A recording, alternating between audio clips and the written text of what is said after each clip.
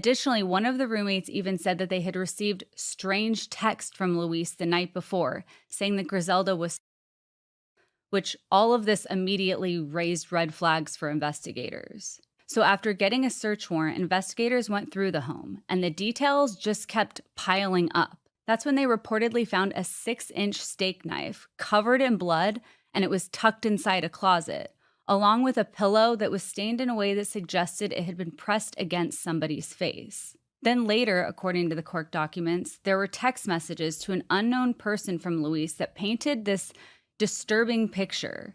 He was allegedly claiming that Griselda was, but refused to say where she was or where he thought she could have gone.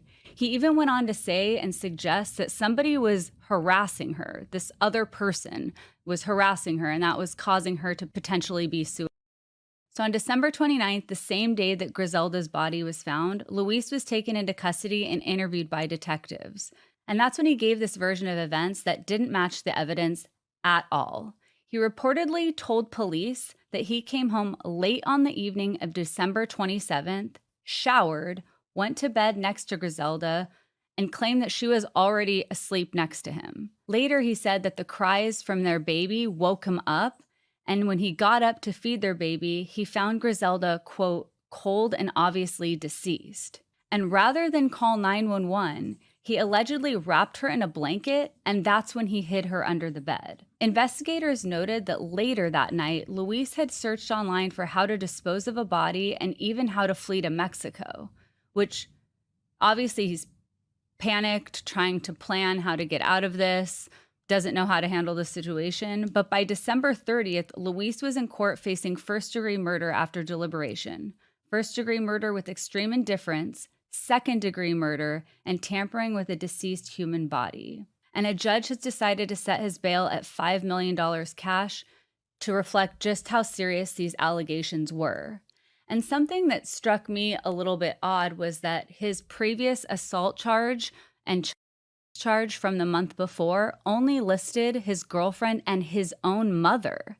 It didn't list their child. So curious to know more about what was going on with those charges.